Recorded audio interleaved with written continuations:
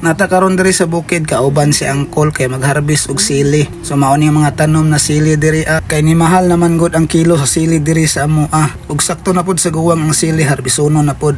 Ug mao ning view sa atong bukid, nice kaayo. Bago ta padulong sa bukid, sumaos ani atong gipangbuhat. Nata karon diri sa baybay kay nagpaabot ta sa mga mananagat.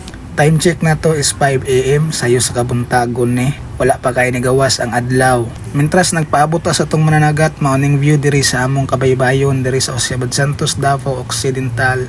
Nindot kay tan-awon ang sunod-sunod pagbundak sa balod habang wala pa nigawas ang init nga adlaw. Ingon ani ang imong matubang mawala gyud ang imong stress o problema. Mao ni imong mga lantawnon.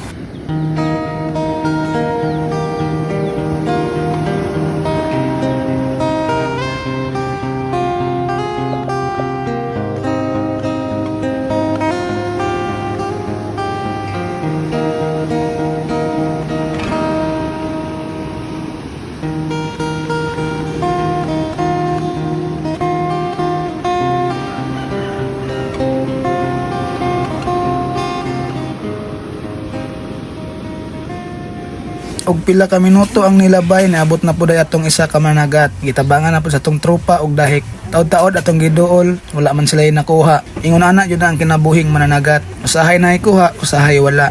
Pero dili kana ang rason para muundang sa panginabuhi. Tungod kay dugay pa man ang uban mananagat, nagdesisyon na lang ni Angkol na moadton lang migbukid kay mag-harvest mi karon og sili. Ug dili pa pud init ang adlaw kay kung unya pa mi basik maabsan mi sa kainit sa adlaw kay medyo subidaon biya tong bukid namo. Basin unya og makuyapan ta na mauna ni ron. So tara, let's go. Transition dayon ta na nata diri sa area, mauning tanom na sili og giharvest na ni Angkol hinay-hinay og sa dihang nakalimot tay migbutnganan nga sako. So mao tong gamay lang among madala karon sa bag lang ibutang ni Angkol. Ang kilo dai sa sili diri sa mo at 350 ang kilo. Og grabe ka presko ang hangin diri sa among area. Og nindot pud kayong lantawnon, overview siya, makita pud ninyo ang dagat diri ngon sa kalayo.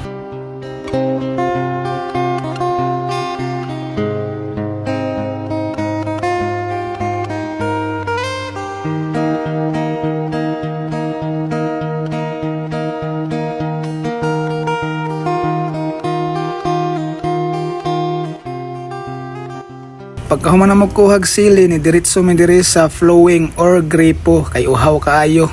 Time check na to dire is 10 AM. Gitanggal sa ni Angkol ang tali sa gripo kay dili mo agas. Sumao to, pagkahuman og tanggal sa tali ni agas na. Pagkahuman ni inom na mi kay mubaba na mi karon. Pagbaba na mo, nagian na mo ang amigo ni Angkol ng opras, kilid lang sa kalsada. So mga to, nagstorya sa sila diya habang ako naga-video. Nakahinumdum ko ngayon ani pud ko sa una, kay maumani among panginabuhian diri sa probinsya, ang kopras. Bunutan ni mo pagkahuman buakon, kaya kanang bagol himuon po na siya uling. Pag nakadiri sa probinsya, kailangan lang jud nimo magkugi. Maulang jud na imong kapital diri Kung naakay pagkugi sabay lihok, buhi kay ka diri Parehas ani sila karon, insurance na nilang pamugas o panud-an karon. Wala na rin ko nagpakita diri sa video. Siyempre sawa na mas kong naong. Og diri na lang taman, dagan salamat. Bye.